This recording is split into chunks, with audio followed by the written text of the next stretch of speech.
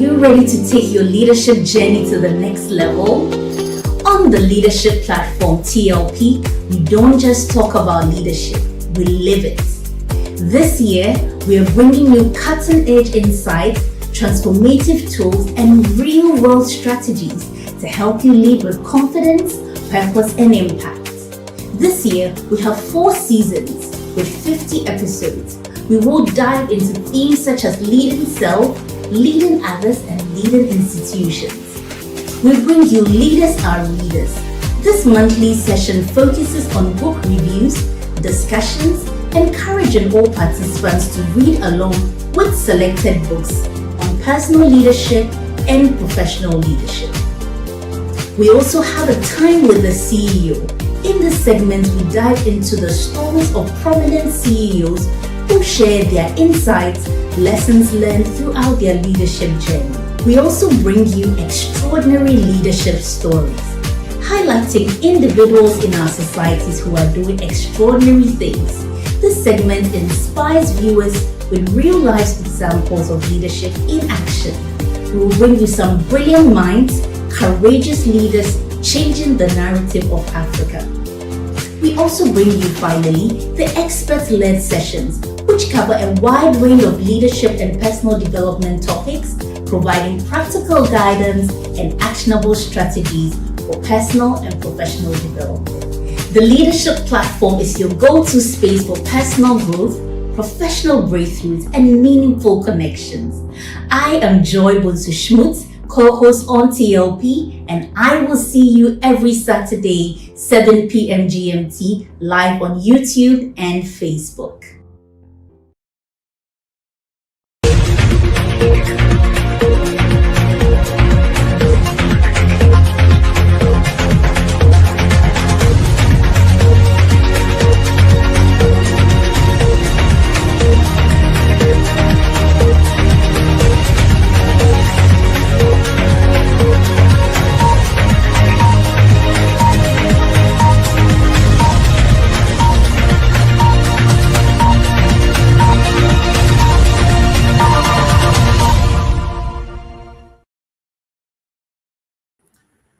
Hello.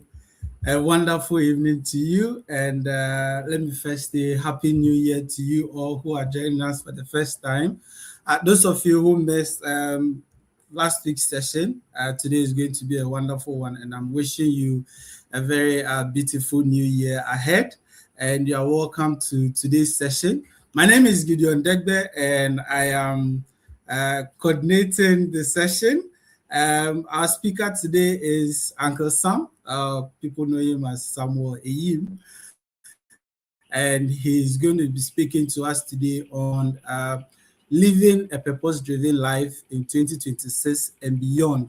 For those of you who do not know Uncle Sam, he's a guru in a boardroom. He's also a guru in leadership. That's just saying that Uncle Sam has over 20 years in the boardroom. Uncle Sam has also been training on leadership topics, and so he's a leadership expert who is come to take us through this wonderful and beautiful topic. Without wasting much time, I'm going to bring Uncle Sam on board as we delve through this wonderful topic and also go into what really purpose-driven life is about and what this year has for us so far as this topic is concerned. Uncle Sam. Okay, so I'm bringing him on. Okay, Uncle Sam, you are welcome to this evening's session. It's a pleasure to have you here. I know usually you do the intro today. Thank you. It's a privilege to be here. Yeah. So they give us thank you. You're doing a great job, Gideon. Yes, thank you, sir. Please give us a brief overview of what is going to happen this evening and a little bit of yourself. It's 2026. We have new viewers, we have new followers. So let's hear a little bit about yourself and expectations from the topic, and then I'll leave you to take it from there. Great, Gideon. Thank you so very much, and thank you for the introduction. Yes, we are at the beginning of the year, And when we are at the beginning of the year, we all have the energy from 31st, and we have resolutions and commitments and determination to do things that we've never done before. Now, on 1st January, Joy News asked me to share with the nation how to set achievable goals for 2026. And for those of you who have not watched that, I would encourage you to go to our YouTube or Joy News channel, YouTube, and watch that episode, which was aired live on 1st January. And we share some thoughts. And following from that, I've decided that I want to go a bit deeper this evening to help us understand how to set purpose-driven goals so that our lives are not event-driven. It's my birthday, so I'm changing things. It's the first day of the year. It's Christmas. It's Easter. So but to make our lives continuously focus on why we are here. So that's what we're going to try to understand this evening, Gideon. And I can see already so many people who are joining, and I encourage those who are not yet on to join. Thank you so much. Thank you so much. This promises to be so interesting. I'm not going to take much time. I'm just going to leave the floor for you, and then we can fly. Thank you. Thank you so very, very much. And I can see Strawberry. If you give us your name and where you are coming from, that would be great, Strawberry. Making me feel for some ice cream with strawberry flavor. I can also see William Lambo is here. Please let's know where you are connecting from. That's great. Ali Alusin is here. Ali, please let's know where you are joining from. Abedonko is here. Patience from East Legon. Thank you so much, Mama Patience, for always being here and joining us. And let me see who else. William Darfur is here. I can see Techie Church. All right. Let's see let's have your name again. I think it's something with Sophie at the end. Let's see. It's like take a charge with Sophie. All right. Good. So let's see who else is here. Great. I know that Sarah is here with us all the way from Switzerland, and she's always with us. Today, she would like to hide behind the screens. We know she's supporting us. We have Evelyn Martin from Senegal. I'm Evelyn. Thank you so much for joining us from Senegal. Right. Direct access joining from Accra. All right. Okay, we have Sophia Kafi. All right. Hey, Sophie, we cross at the Joy News. Thank you for joining. Good. Let's get started, guys. I'm excited because it is my favorite time of the week, every Saturday at 7, when I have opportunity to gather around with like-minded, growth-minded, leadership-minded individuals to share thoughts about leadership, personal development, and making contribution to our communities and to our life. As I said, today's session is going to be a kind of a continuation of the discussion we had on Joy News on the 1st of January. But I'm going to focus on how to set purpose-driven goals to drive our lives. And so we are looking at how your life can be purposeful and not just be temporarily event-oriented and so forth. So let's see what we have on the menu today. Right. So I'm going to start with a few stories to help us situate the subject.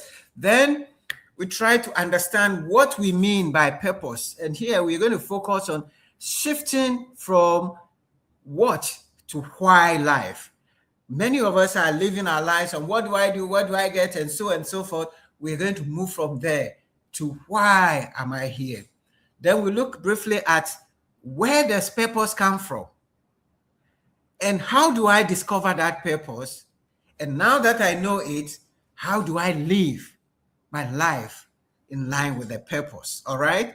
Then, as usual, we'll have a reflection time and a call to action. So, tighten your seatbelts and let's get started. All right. So, the first thing that I want to say is that I want to encourage all of us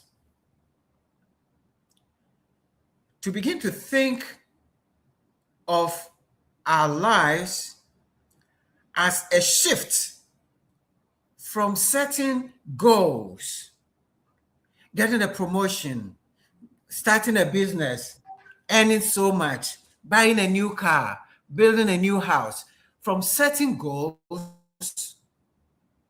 to setting our souls.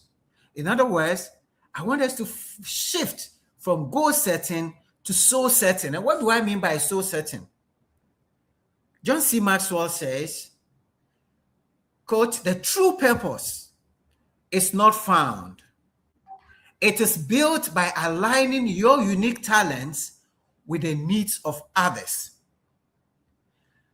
What are your unique talents? What are the burdens on your heart? What are the things that are deep within your soul that you wish to bring to the world? That is what I mean by soul setting. Look at yourself and ask yourself, why am I here? Deep down within you, what do you wish, if you had a magic wand, you would have done in this world? What transformation would you have brought in? What is it in your soul that moves and drives you? That is what we are talking about here. We are in 2026 and we know what is going on around us. Already on the political scene, the United States is moving and catching presidents and so on and so forth. Technology is on the high. AI stocks are still rising, and people are crazy and moving heaven and earth to make money and so on and so forth. Governments are setting agendas and trying to persuade the people that they're going to make their lives better. But you, what are the goals you have set? Are those goals in line with your God-given purpose? That is what 2026 should be. We should begin to move away from just setting goals to setting our souls, because we know, and we said on this platform several times, leadership is not about titles, but it's about impact. So impact derives from the soul, the energy that you bring into the world. And that is what we mean by soul setting. Now, let me share the story of Ryan Rajak with you. In 1998, Ryan was only 6 years old. And in his class, his teacher was talking to them about importance of water and how some parts of the world don't have good drinking water. Sitting in the class, grade 1 class, Ryan was moved because he could walk 10 steps from his class and he could get clean water to drink. So he could not understand why a whole community would not get water, and that if they even had water, they had to walk miles and fetch dirty water to drink, to do things. When he heard this, the 6-year-old was moved. This is what we mean by soul setting. His spirit could not wrestle with these facts that were coming to him. So Ryan, the teacher had told them in the class that it will cost just $70 to give good, clean drinking water to a community of people. Ryan decided to take this up. He came home, talked to his parents, and said, this is a situation in some communities out there in some place in Africa that he knew nothing about. But he said he was going to help to raise $70 to go and sink a borehole to give clean water to some people in Africa. And the teacher had talked to them about some village in Uganda. The parents said, well, where is this coming from? But do you know this place? Why is this important to you? Ryan says, well, it doesn't make sense that people don't have clean water and I want to help. So how are you going to get your $70? Ryan said, well, if you're not able to give it to me, I am prepared to work in this house, to do the chores in this house more than I used to do, and you pay me for the extra work, and I will do it. The parents said, deal. As Ryan started trying to do this and mobilizing, it was taking a bit too long. And then he realized that actually it was going to cost not $70, but $2,000. Now, 6-year-old could have given up, but he says no. He started recruiting his friends, his classmates, told them about what he's trying to achieve, and told them what he was doing at home, and encouraged them to also do the same thing. He went to his school clubs, and then community to community, they started knocking door to door and told people what they wanted to do. Within a short time, they had raised $2,000, and in 1999, 1 year after, they sank the first well in a village in Uganda. Today, 2 years after, Ryan set up the Rhine Water Foundation. And today, that foundation has done projects, water projects and latrine projects, which are benefiting over 1 million people across the world. In countries like Burkina Faso, Ethiopia, Guatemala, Ghana, Guyana, Haiti, India, Kenya, Lesotho, Mexico, Nigeria, Tanzania, Togo, Uganda, Zambia, and Zimbabwe. And they do more projects in different places. 6-year-old. Today, he is only about 25, 26 years old. But this foundation is a multi-million-dollar Rhine Foundation making significant impact. In fact, I think CNN change makers in recent years named her the wonder child who was able to transform communities because he set his soul. He did not set a goal to just build one foundation or one well or 10 wells, 20 wells. No, he said, I want to make sure people can get water. And that was the purpose. There is another story that I want to share with you as we go along. But before I go, this is a quote from Ryan. He says, quote, my advice to anyone is that in order to make a positive change in the world, you need to find something you are passionate about. And then you need to take steps to act. For me, the issue is water and sanitation. That is the young boy. What are you passionate about? Let me tell you also the story of Kati Stagliani. Kati was 9 years old in 2018. And the school was doing a project, and as part of the project, he planted a seed of cabbage at the backyard of his parents. This cabbage grew so big, it became a 40-pound cabbage that was donated to a local soup kitchen, kind of orphanage that provided food for needy people. And when Kati observed the excitement in the eyes of the young people that received the cabbage, she was moved and decided that she was going to commit herself to plant vegetables in her backyard every year and donate to the soup kitchen. But she did not stop there. She decided to recruit her friends and went to home and mobilize 9-year-old. This is what we mean by soul setting. She was moved. She was passionate to help provide food for the needy. And now, at her age, also around near 30, she is dedicated to fighting hunger. And that is her purpose. The purpose of Ryan is to provide water and sanitation. The purpose of Kati is to fight hunger through Kati's crop. And that is also a foundation, a multi-million-dollar foundation, which is providing food to needy people across the world. Now, these two stories should set the stage for you and I to ask ourselves, what is my purpose? What is driving me? What is the impact that I am making? Now, to set the stage, I want to share with you, and Gideon, if you're ready, I want to share with you a video of Michael Jr.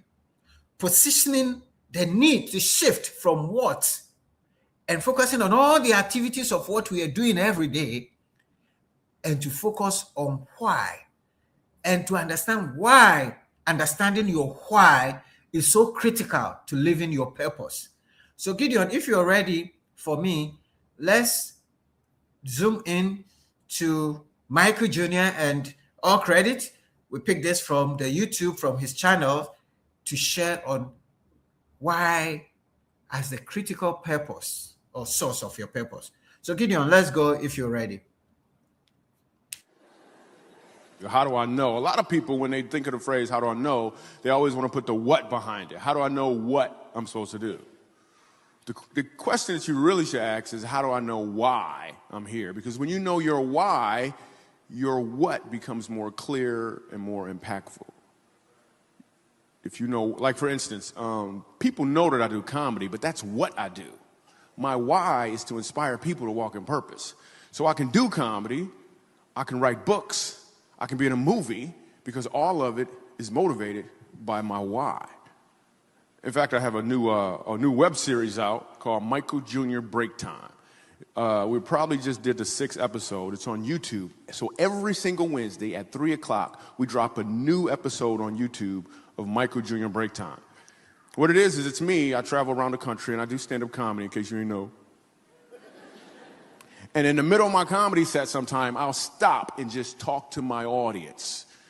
And we've been filming this, and it's pretty cool. So we're in Winston-Salem. I'm going to show you a clip from Winston-Salem. And I'm just talking to this guy in the audience, and he tells me that he's a musical instructor at a school. So I was like, all right, you're a musical instructor.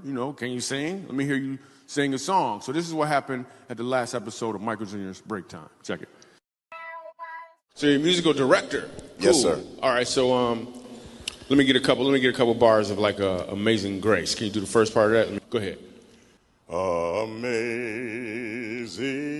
grace, how sweet the sound that saved a wretch like me. Wow.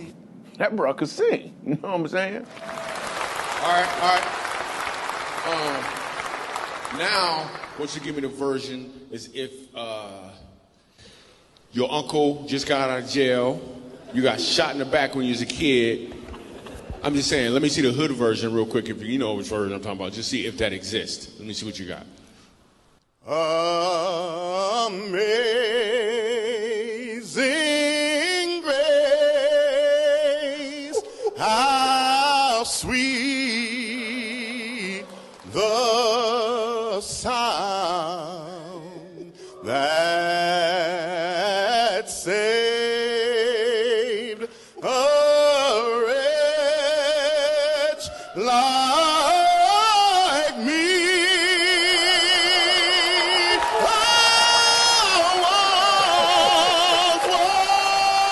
I was lost, but now, right now I'm found, was blind, but now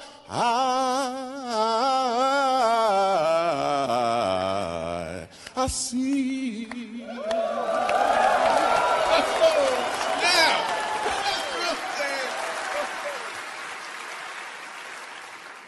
Okay. Here's what I want you to catch.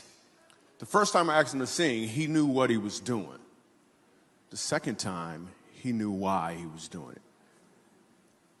When you know your why, your what becomes more impactful because you're walking towards or in your purpose.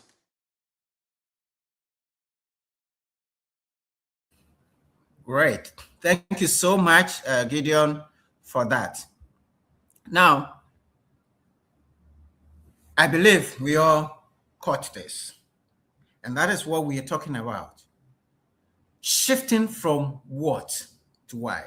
So far, all the goals you've set for yourself have been what goals, achievements, positions, milestones that you have to attain. And that's great. You have to do that. But if you just focus on that, you will not be able to achieve much in life. And very often, because we focus on just what, we finish our days tired and drilled. And when we wake up in the morning, we are wondering, oh, I want to go to that. Oh, there was that deadline that I could not finish with that one. And we are stressed to death. In fact, just recently, I was listening to a production on BBC, or I think it was yesterday or the day before, talking to entrepreneurs, founders of companies in Africa. And the studies were showing that 80% of entrepreneurs, founders, are stressed. And as you talk to them, the reason is that they have goals, they have targets, they have objectives, and they want to achieve, and they have to raise money, and so on and so forth. So many what's, so many positions, so many milestones, driving all of us crazy. And there's no joy even in that. But if you shift that to why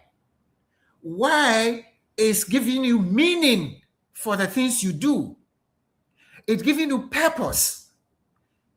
Why is focusing on the contribution that you're making to society.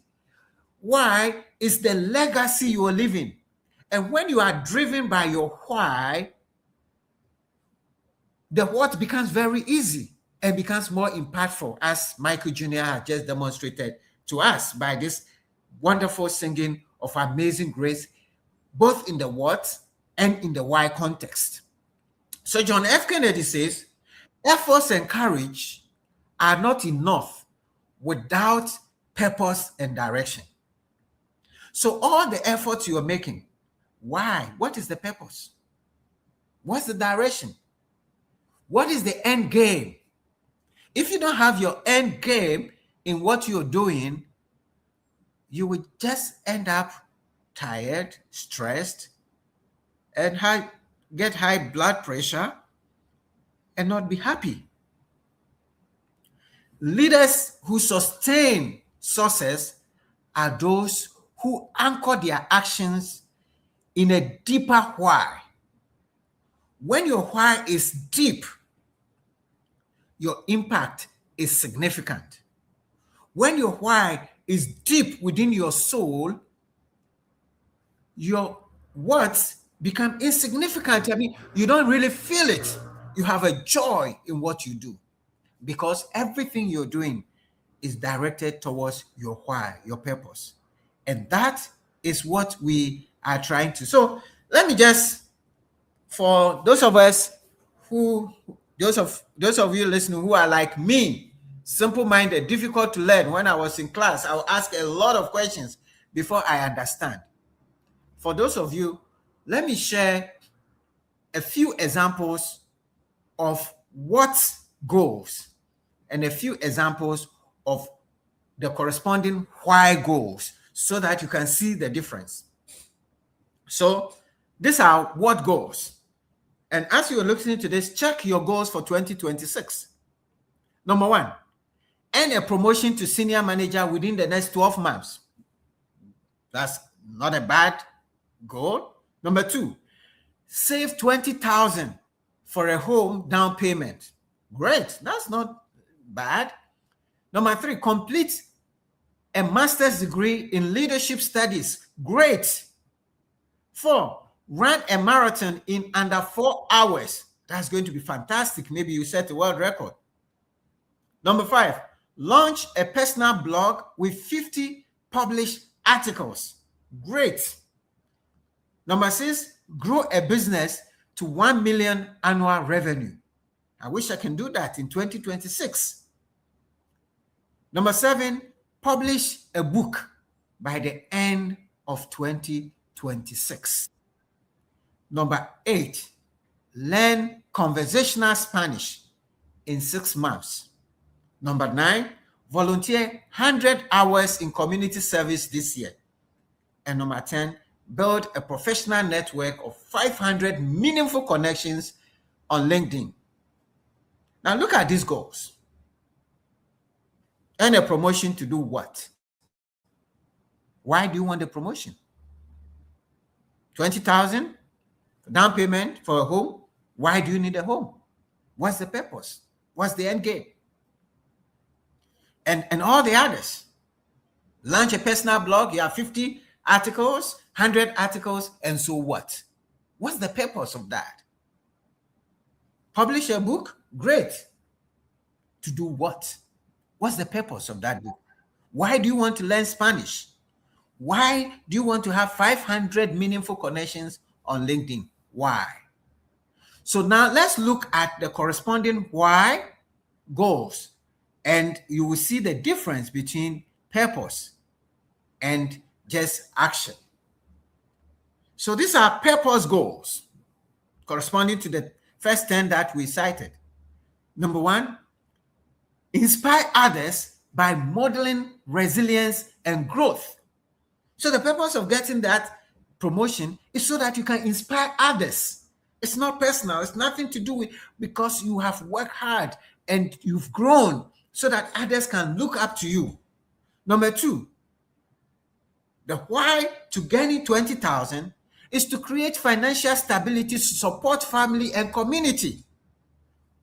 You don't want money for just money's sake, but you have a higher purpose. Number 3, expand knowledge to empower others through teaching and mentoring. That is a higher purpose.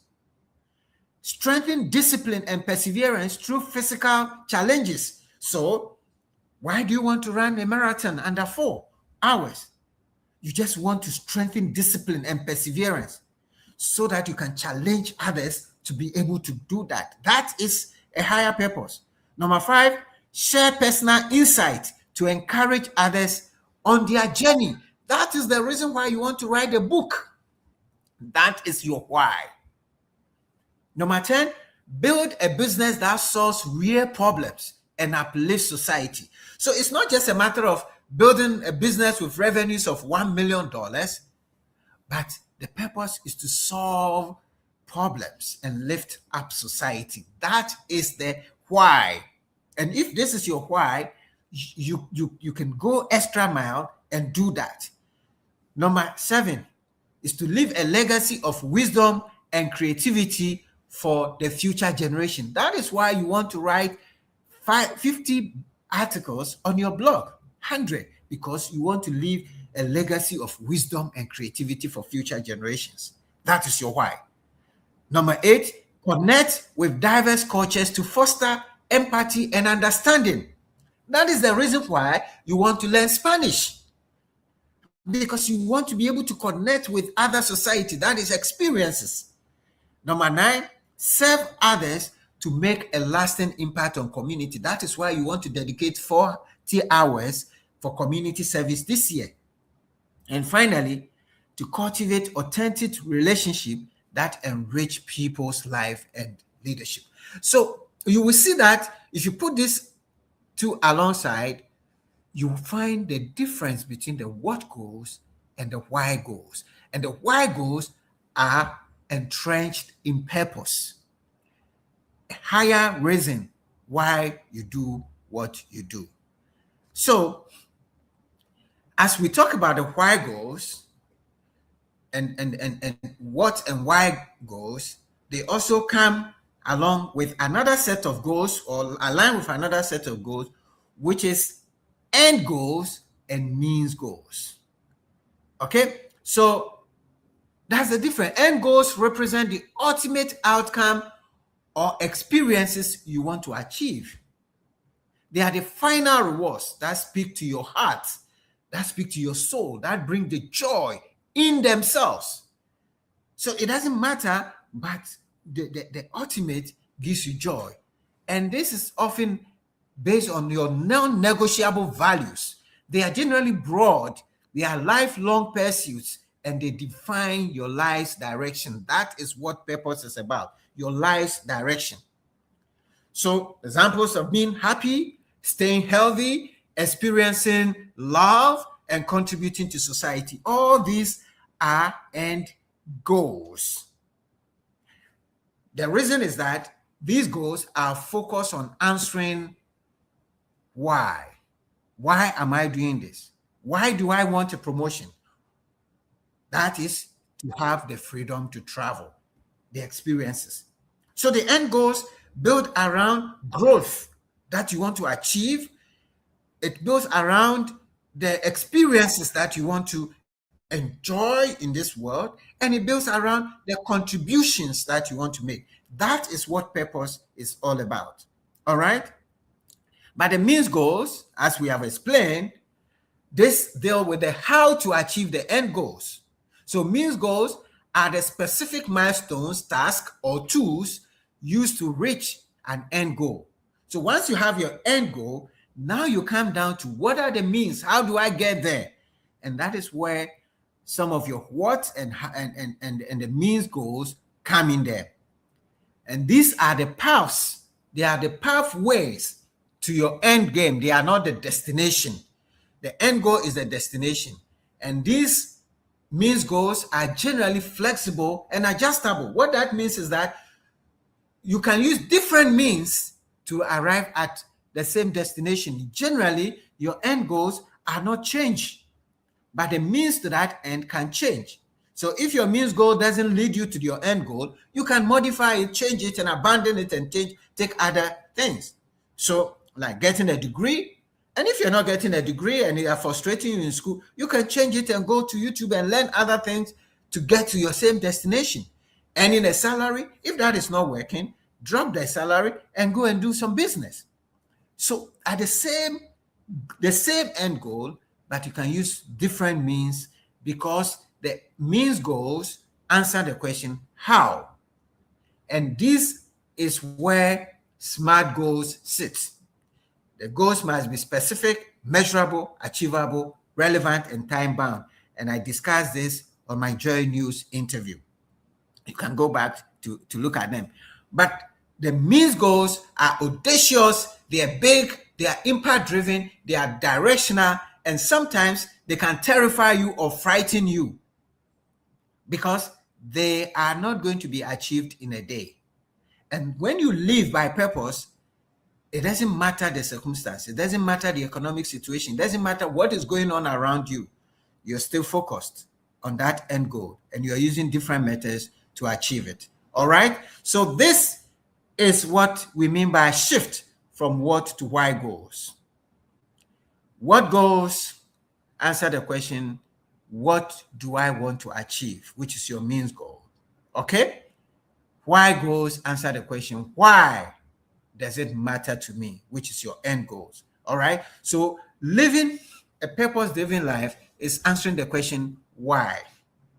And John F. Kennedy says, efforts and courage are not enough without purpose and direction. Once again, I want to emphasize that.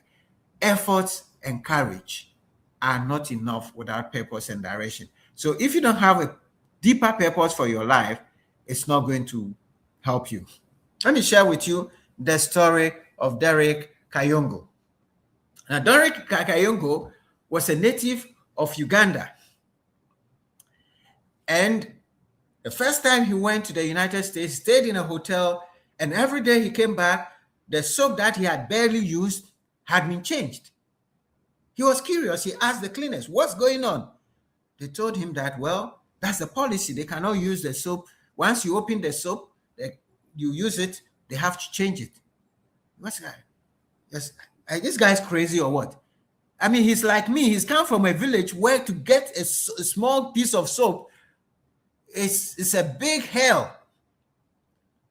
So he asked, and he was allowed, that he will collect this used soap and recycle them and send them to villages where they did not have soap. This started the Atlantic-based Global Soap Project. You can Google it.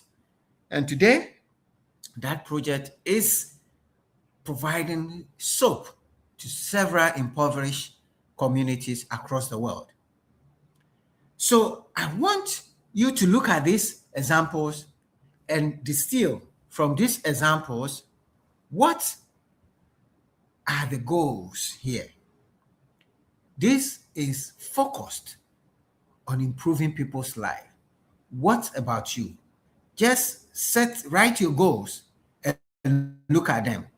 Now, where does this purpose come as we're coming to the end? I just want to share a few thoughts with you quickly. And I'm going to share this from my Christian perspective. And you may not be a Christian, no worry. I'm not here to impose my Christian belief on you. But whatever you believe in, whether you're Muslim, whatever, you certainly believe that you did not fall from the sky to drop. Somebody or something, or you were created by some superior being. Now, whether you call him God, or as a Buddhist, you call it the universe, or whatever you call that superior supernatural being, all of us know deep within our soul that we did not create ourselves, and somebody else or something created us, and we are therefore here for a purpose. And that is where the question of why am I here comes in. And from a Christian perspective, that question is answered in the Bible. It simply says that God created you for a purpose. And one of my favorite passages is Genesis chapter 1, 27 to 28, which says, God created man in his own image. In the image of God, he created him. Male and female, he created them. God blessed them, and God said to them, be fruitful and multiply, and fill the earth, and subdue it, and rule over the fish of the sea, and over the birds of the sky, and over every living thing that moves on earth.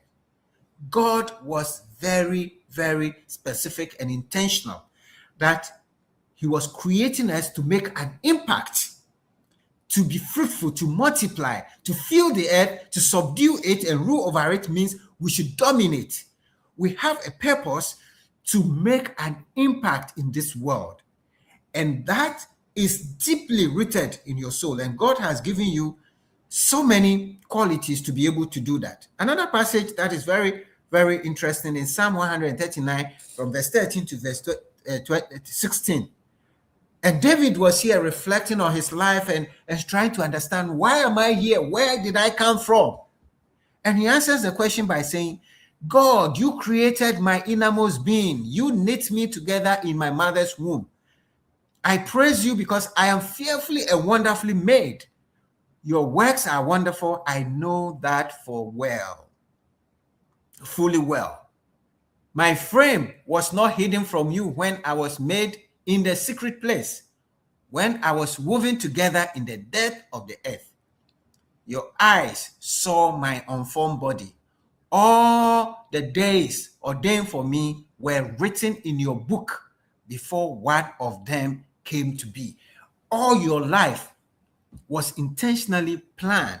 In other passages, the Bible says, God says, I know the plans I have for you. Okay, so from a Christian perspective, your purpose is actually embedded in God.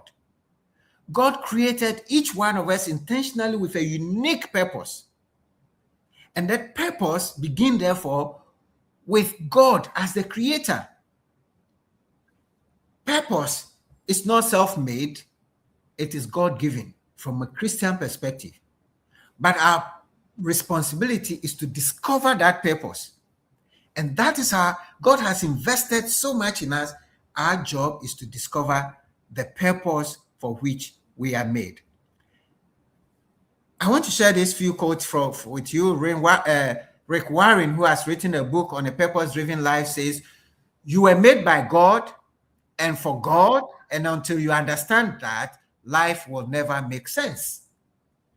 And Miles Monroe says the greatest tragedy in life is not death, but life without a purpose. And John Maxwell says the two most important days in a man's life are the day you were born and the day you discover why you were born. So if you're listening to me and you don't know why you are on this earth, you don't discover your purpose, and you're just going round and you're just doing your work, you're doing the chores and just building a career and so on and so forth, I encourage you to begin to discover. Then you ask me, how do I do that? Just a few pointers and I'll bring this to a close. Number one, you discover your purpose through self-discovery, knowing yourself, examining yourself, knowing your passions. What are you passionate about? What are your values? What is important to you? What are the gifts? What comes so easily to you? What do you do so easily? Maybe you sing so easily. Maybe you communicate so easily. Maybe you build relationships so easily. Maybe you help. You are easily in a situation you just want to serve. What comes to you so easily? Because God has put in each of us our gift and talent. And those gifts are pointers to your purpose. You can also do what is called a SWOT analysis. A SWOT analysis simply means examine your strengths, your weaknesses, look around you, the opportunities around you, and look around you. What are the threats? What are the challenges? What are the problems that you see around you every day when you wake up? God set you in Ghana, in Senegal, in Africa, in this part of the world to see all these problems, not just to complain about them, but He has given you the talents and gifts to be able to deal with them. Until we discover this, we will not turn around our continent. Once you have done this analysis, now align your gifts with the needs that you see around you. The innocent people walking in the street begging for food.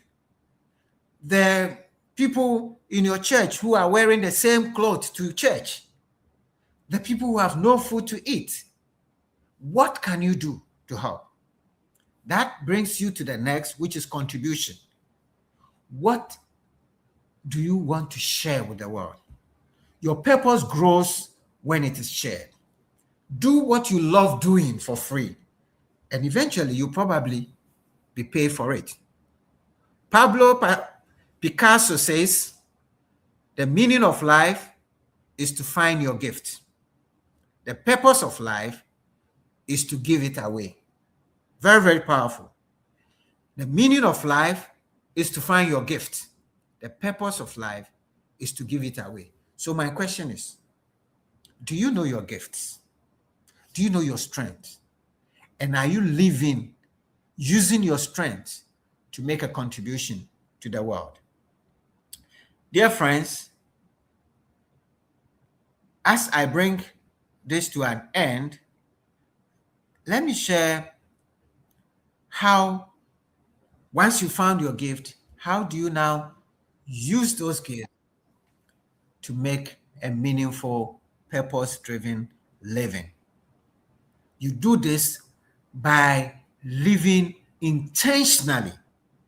So your life is not just accidental, but you understand that it is not enough to have good intentions, but those intentions must be translated on a daily basis intentionally into actions that are applying your gifts to problems of this world. And that requires you to discover, as we said, your unique purpose, gift, and embracing the mindset of valuing and adding value to people. You should understand that your purpose in life, like the scriptures say, is to multiply. That means adding value to people, valuing people, and adding value to them. It therefore requires you to develop partnerships. The stories I told you about Kati and the story about Ryan and the story about my friend from Uganda, all of them had to build partners. They had to bring people into it. You can't do it alone. So bring like-minded people to come and help you. And making it a habit of anticipating and looking for opportunities that would enable you to intentionally do intentional acts of kindness. What that means is that your daily life, you are choosing a life that matters. You are focused on adding value. You are focused on giving back to society. And that is a life of significance. You see, success is what you get for yourself. And so many of us are successful. We've got certificates, you got a car, you got a house, you got whatever. So you get it, but all those things were given to you. And that is success. It's not bad, but you want to live a life of significance. A life of significance is what you give. Success is what you receive. Significance is what you give. So what are you giving to the world on a daily basis? I want to encourage you, 2026. If you've not been living in purpose, begin to change your mindset to living intentionally. And I want you to think about it in 4 mental steps. Step number 1, say to yourself, I want to make a difference. So ask yourself, what is the difference that you want to make? I want to make a difference. Number 2, doing something that makes a difference. So it's a graduation. I want to make a difference. Doing something that makes a difference with people who make a difference at a time that make a difference. So what is the difference that you're making? What are you doing to make a difference? With who are you making that difference? And what time is it? The time is now. We're in 2026, and I want to encourage all of us. Please, remember, people don't care how much you know until they know how much you care. So what are you caring about? What difference are you making in this world? Take note of these daily practices that will help you. Sit down every day and journal. Write the thoughts that are going through your mind, the challenges you are seeing around you. Put them down wherever. Daily meditate, sit back, reflect on your life. What have you done so far? Where have you come from? Where are you going? What contribution am I making? Reflect on your life.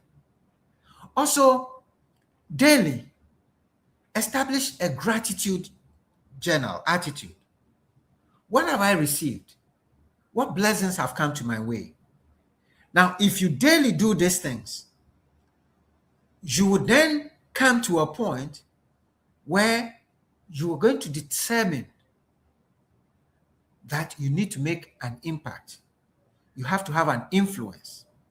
And this is coming from then looking for coaching or mentoring, people who can help you, and you yourself adopting a servant leadership approach. In other words, trying to look for opportunities to serve.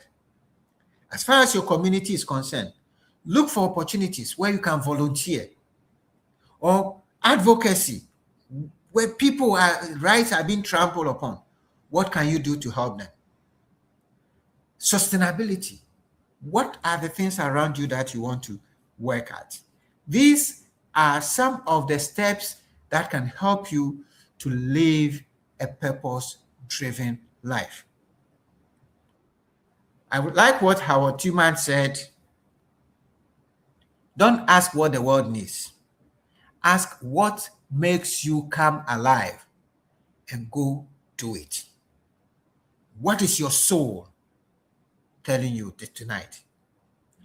Because what the world needs is people who have come alive. So we want to encourage you, dear friend, to come alive. Let courage and clarity define your future. Because once you're living in your life and on your purpose, you're going to face uncertainties. But with determination, with conviction, you'll be able to go through.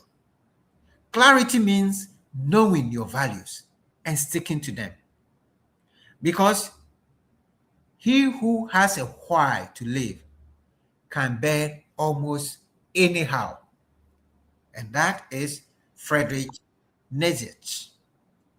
He who has a why to live can bear almost anyhow. So, dear friends, I think our time is gone, so I'll leave these two cases of Craig, who at age 12, set up the Free the Children Foundation to help rescue children under child labor. Today, the Free the Children Foundation is over $30 million charity. And he was only 12 years. Okay? And my good friend, Evans Kayongo from Kenya, who, like me, grew up in a village using a lantern. And by the time you woke up in the morning, your nose is black. He decided that, no, you want to turn this around. Work hard to develop the lent lamp to replace the kerosene lamps in villages around Kenya. What is your purpose? Write down one sentence that defines your purpose for 2026 and beyond. And move beyond building career into building a life. Don't just build a career, build a life. And that is our charge, that is our call. We have looked at shifting from what to why goals. We've looked at end goals and means goals. We've looked at how why helps you to define your purpose. And we look at where that purpose comes from and how to live it in your life. I believe we've shared something with you, and I hope you've learned something. Share with me in the chat what are your takeaways. Share with me your purpose goals. Share your questions, and we'll be very happy to take them as we take a short break and come back to take your questions, your answers, share your experiences with us as we take this short break. Thank you very much, Gideon. For over a decade, CTL Africa Leadership has been more than a service provider. We are your dedicated partner in leadership growth, specializing in leadership development, corporate governance, strategy, culture, change management, and customer service. We focus on relational skills and personal growth essentials for effective and sustainable leadership.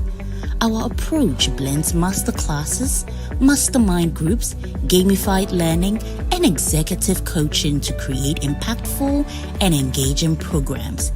Introducing our 2025 Corporate Development Catalog.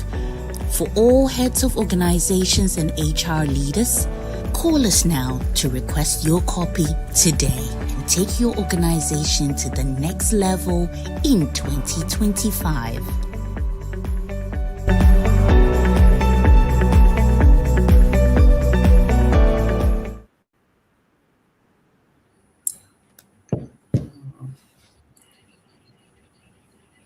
Well, we have, in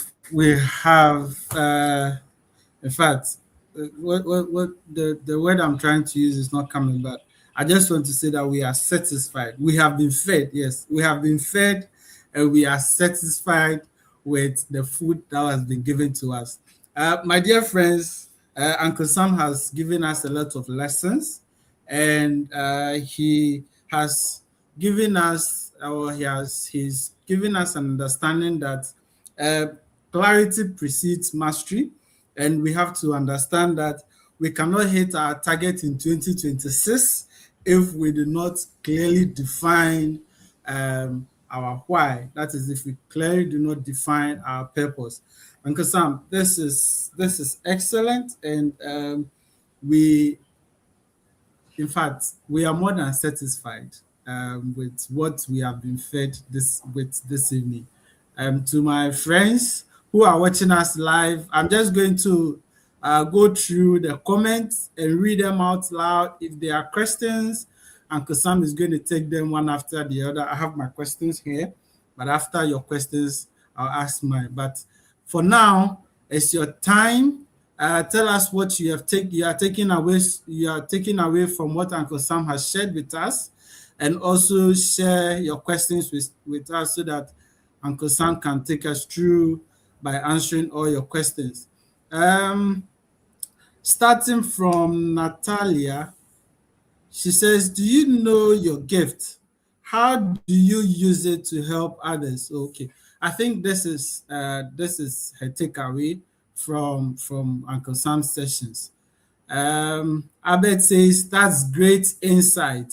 We have Queen Shishi saying, "When you know your why, your what becomes easy." That is true.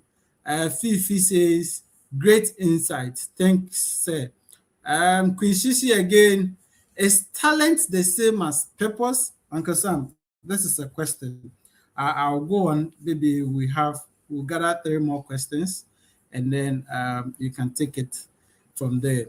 The first question is talent same as purpose? Is talent same as purpose? Okay, so that's from Queen Shishi.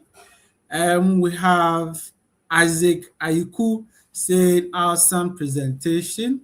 Natalia again, "To spread the word of God and words of wisdom to the ends of the earth, using every resource God has placed in my hands." Okay, so that is what she's doing this year, and that is a target. Okay, so Natalia, you have to clearly define your why for doing that. Thank you. And from William Dafoe, very insightful. Thanks very much, Uncle Sam. So, Uncle Sam, there are no questions. There's just one question from the audience, but there's so many nuggets or takeaways that we are having from our audience. I'm hitting on the question again. Queen Sisi is asking, "Is talent the same as purpose?" So that's the only question we have from our audience. Is talent the same as purpose? Uncle Sam. All right. So, sorry. No, talent is not the same as purpose. Your talent is the tool that God has given to you to fulfill your purpose. Okay. And so, for example, I see my purpose is to empower others, to help them discover their own purposes. I say is to help awaken the giant in them. So my whole purpose in life is to help people lift them up. Now, how do I do it? God has given me a number of talents. I'm able to speak.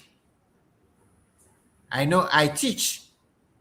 And when I remember when I was in school, when people would go for extra classes that I didn't have money to go, when they come back, I'll take their notes, I will learn it quickly, and I will come back and teach them what they didn't understand in the classes they went and paid for. So I know how to teach. I communicate quite effectively. So those are my talents. And those are the tools that I use to help lift people by teaching, coaching, mentoring. Those activities that I do, I use my talent to do them with a purpose of lifting people up. And that is what it is. Okay. Maybe your talent, your purpose is to bring joy into the life of people, to lift the souls of human beings in whatever conditions they are. And how do you do this? Maybe you do this through music. So what do you have? God has given you the talent of the voice, of singing. And so you can sing when people are doing their birthdays, you can sing when people are sick, and you can do different type of music. That is your talent, but the purpose is to lift people up, their spirits up, and so on and so forth. So different talent, you can use the same talent for different purposes. Okay? So I hope that that helps.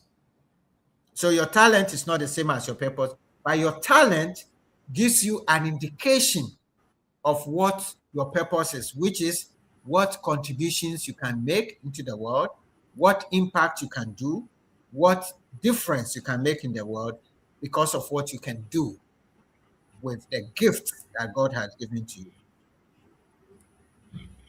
All right. Excellent, Uncle Other Sam. comment, Excellent, question? excellent. Thank you. Yes, there's another question from Isaac Aiku. Isaac is Yeah. asking, can purpose be manipulated by external factors? Can purpose be manipulated by external factors? My Yeah, first from Tanzania, if you can explain a bit more what you mean by purpose being manipulated by external factors. I'm trying to guess before your explanation comes. If it means that the external environment can affect what you do or your contribution, if that is what you mean. We talk about your SWOT, doing your SWOT analysis. Your SWOT analysis, the first letter S is your strengths, which are the gifts you have. Then the W is your weaknesses. Those are internal to you. So that's where those gifts point to your purpose. But how will you realize those purposes? You realize those purposes on your environment. And that's where the two other alphabets come in, opportunities and threats. So your environment will define the opportunities available to you, or they will define the threats to your talent. Okay? So you have to examine your environment. And that's why I said God brought you into Ghana for a purpose. God brought you to Africa for a purpose, because the African environment has so many problems and God has given us a talent to be able to do it. So if I understand the word manipulated by external factors, if that is what you mean by your environment, yes, your talents interact with your environment and determine what you can do and how you can do it, and so on and so forth. So if it doesn't address your concern, you can come back again. And Natalia says she actually does discipleship coaching, which is great. All right. okay. Good. Excellent. Uncle Sam, I think this is already answered. Lily Oklu, I believe, is asking, please, what is a gift? I believe that's answered, but if you can touch a little bit on it. So your gifts are the God-given abilities, your talents, the things that come to you very easily. So you can sing very easily. You can play soccer very easily. In fact, you are not taught in the village. You can use when we're in the village, you use oranges. Some of the boys use orange to play football, and they can dribble everybody around. They're just talented on their feet. There are some people who are skillful in crafts. So you know how to do things with your fingers, like sewing, putting wood together, arts. Now, those are your gifts. And those gifts point to what you can do to the world. The last time on this platform, when we did extraordinary leadership stories, we brought you a lady from Nigeria who is using discarded material to do amazing crafts and exporting them to the whole world. It was amazing. Things that people have thrown away. She would just take them and is able to look at them and transform them. But many of us will look at those things and just throw them away in the boiler. But she will go and pick those things, and he's sending people actually into the boiler to collect things that people have thrown away. And he's packed them somewhere in her house. And she's transforming those into beautiful creatives. So some people are very creative. Some people are very intellectual. Some people are very mathematical. They can calculate things to the last. Some people also can speak. And so many and so forth. Some people helping others come to them very easily. And so when they become a nurse, you won't hear any complaints about them. But if you want to become a nurse because you want to go abroad and make some dollars, and that is all, and you don't have the empathy, it doesn't come to you easily. That is why when you come to the hospital as a nurse and you start shouting on the patients, because that is not something that comes to you easily. You're not using your God-given talent or gift to advance what you're doing, which is your purpose. So I hope that helps. And then Right. a question that just came in from Queen Shishi again. What is the Yes. difference between talent and gifts? She's Well, asking for my what the purpose, difference between talent and gift. Yes. for my purpose, talent and gifts are the same. So I'm using them interchangeably. Okay. So that is what I'm using them for. Now, those of you who are Christians and so on, you have things like spiritual gifts and so on and so forth. So you can distinguish between the talent being your natural endowment, and then you can have spiritual gifts, which are supernatural endowments that you have. So if you are a Christian and you are looking at it in that sense, that's probably different. But for the purpose that we are looking at in terms of what you are here to do in this world, God has endowed you. You call it talent, you call it gifts, you call it opportunities. Opportunities are things around you, but your talents and gifts are within you. Okay?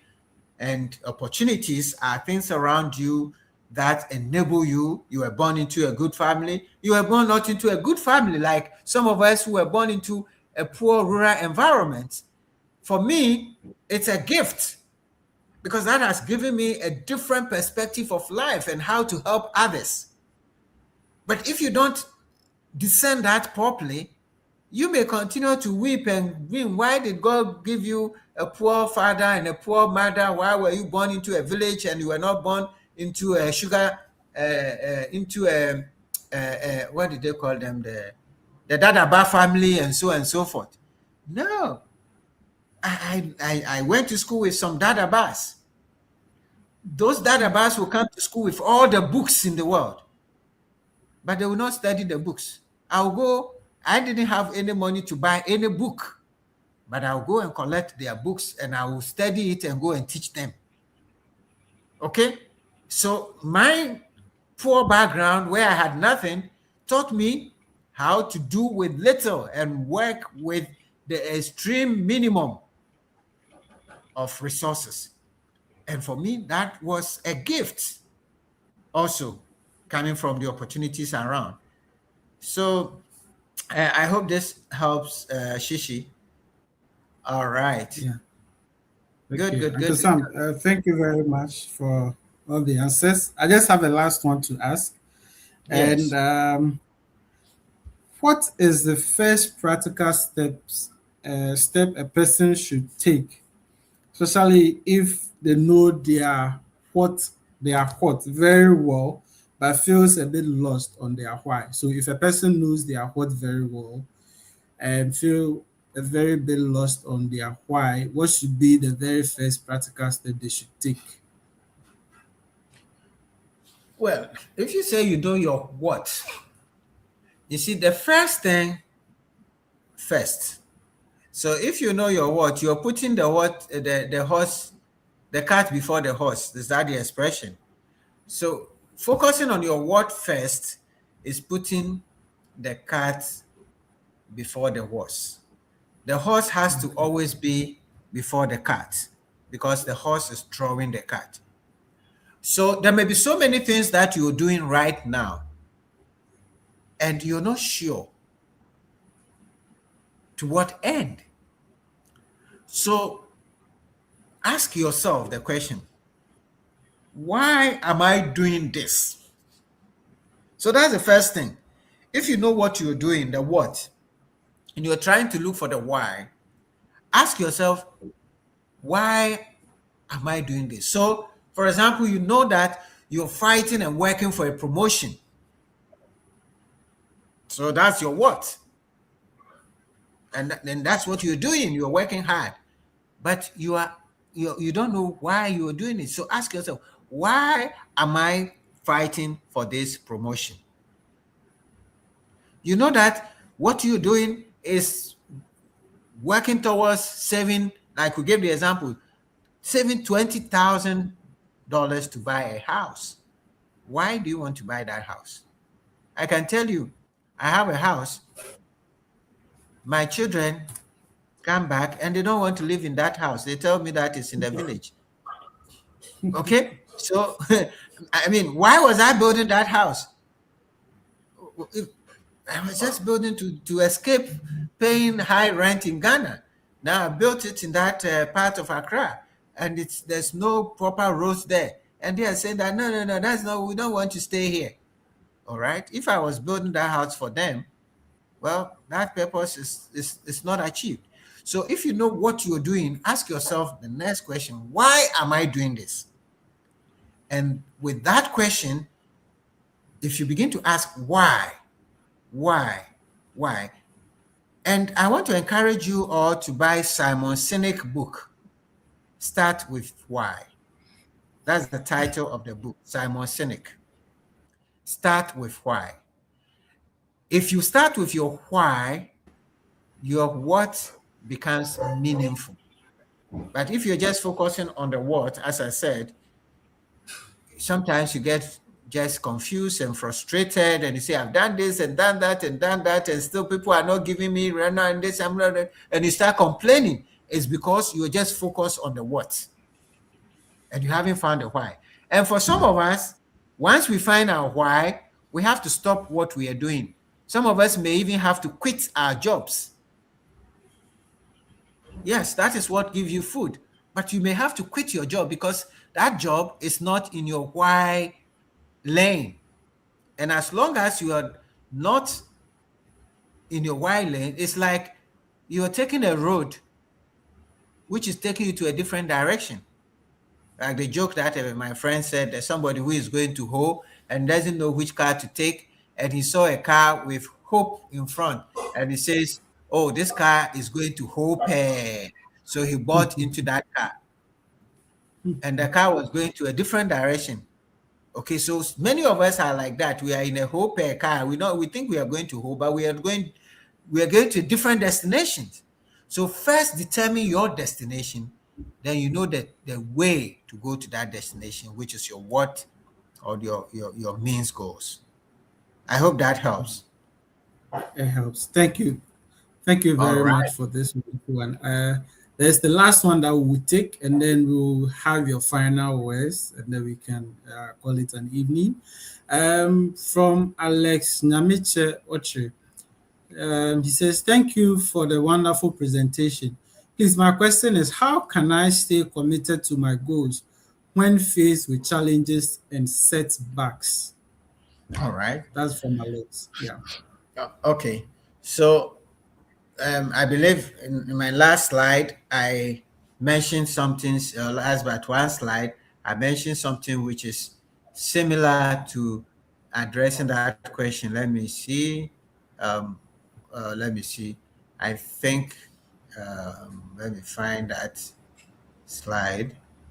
Um, maybe not this one, where we had a quote that says that if you have your why, okay, I think it was before earlier, but to be able to withstand storms and challenges that come your way, you have to be in your purpose lane. Now, let me tell you about my situation. Most of you know I've told my story a lot of times. I used to work in a bank. I was general counsel of a bank that has presence in 40 countries, and I was running, uh, you know, 30 groups of lawyers across Africa, group general counsel, company secretary, PECs, everything was nice. But I was not comfortable. I still felt there's something else I could do. I had to quit my job 8 years ago and to say, I want to live my purpose, because I just came to understand. I went into a John Maxwell conference and I realized that, look, I spent 25 years of my life doing things that were not exactly my purpose. Yes, I got the money, I got whatever perks, but I was not satisfied. I was not really happy with my own life, and I believe I could do more to life. I left, and I was with all great ideas, hoping that I was going to set up a leadership center and I'm going to impact the world. And I had my million man contact and have impact of train about 1 million Africans on leadership and so on and so forth. Okay. So I set up the center, and the first thing, very soon we had COVID. Then the little investments I had was in Men's Gold, took away a huge part of it. And then other serious challenges of, people are working with and so on and so forth. There were so many other things coming my way. But I wake up every morning determined, happy. I have been doing this leadership platform for more than 5 years. I have not been paid 1 CD. But every week we are here with the team. We are all here and we are excited every week. Why are we able to withstand all these things? Because deep down we know we are in our purpose zone. We know that the destination is ahead. There's going to be obstacles. The problem comes when you are not sure you are on your purpose lane. When you are not sure the destination is where you are going, then when obstacles come, you will be blown away easily. But staying with your values, staying with your convictions, staying in your purpose is the surest way to be able to withstand storms and challenges and setbacks that will come your way. You would certainly have setbacks. Certainly you would never, even if God came and gave you your purpose directly, like they gave to Paul, he still had setbacks.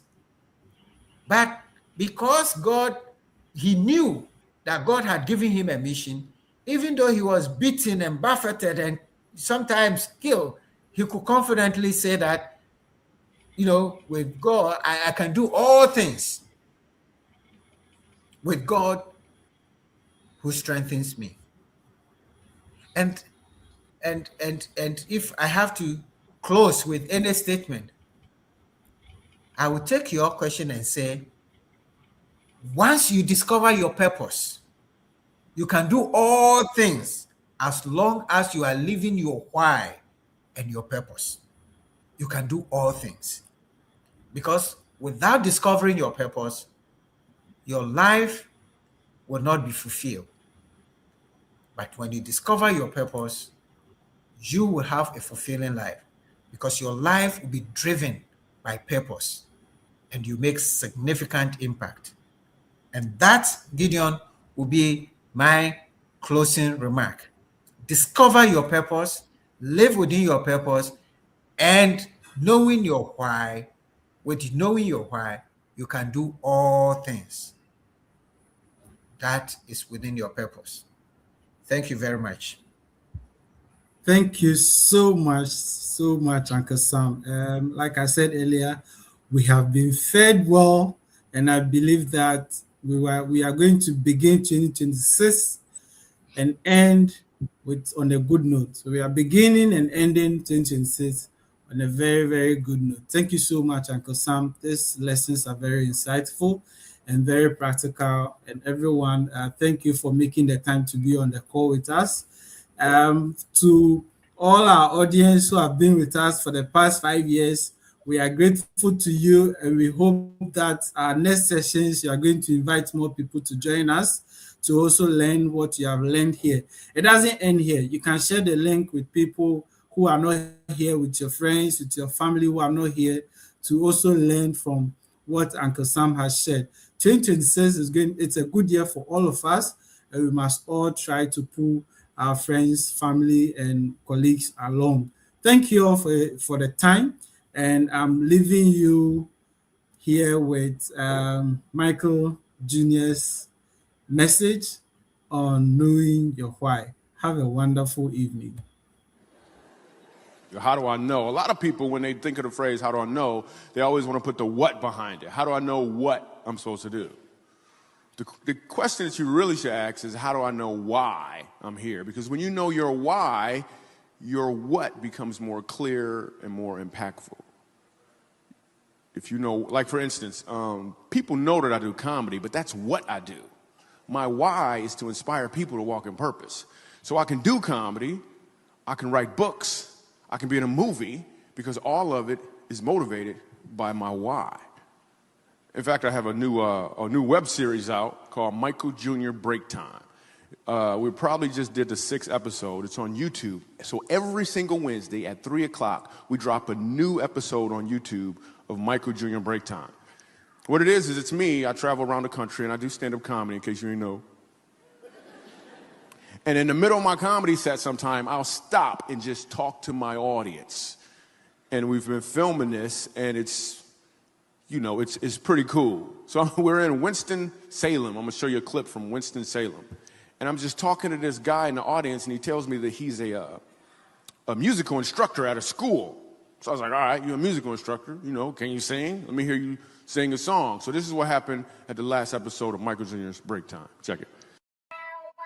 So you're a musical director. Cool. Yes, sir. All right, so let me get a couple bars of like Amazing Grace. Can you do the first part of that? Go ahead.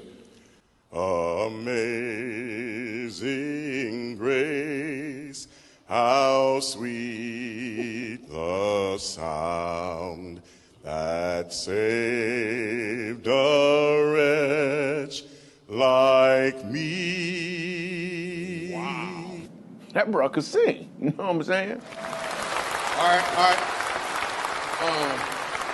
Now, what you give me the version is if your uncle just got out of jail, you got shot in the back when you was a kid. I'm just saying, let me see the hood version real quick, if you know which version I'm talking about. Just see if that exists. Let me see what you got. Amazing grace, how sweet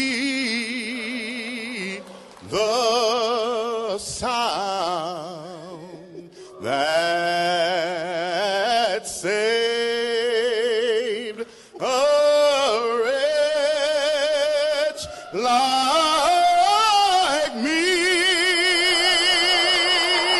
I was lost, but now, right now I'm found, was blind, but now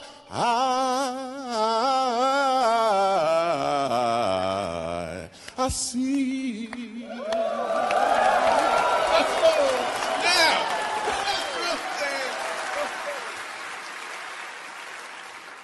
Okay. here's what I want you to catch. The first time I asked him to sing, he knew what he was doing. The second time, he knew why he was doing it. When you know your why, your what becomes more impactful because you're walking towards or in your purpose.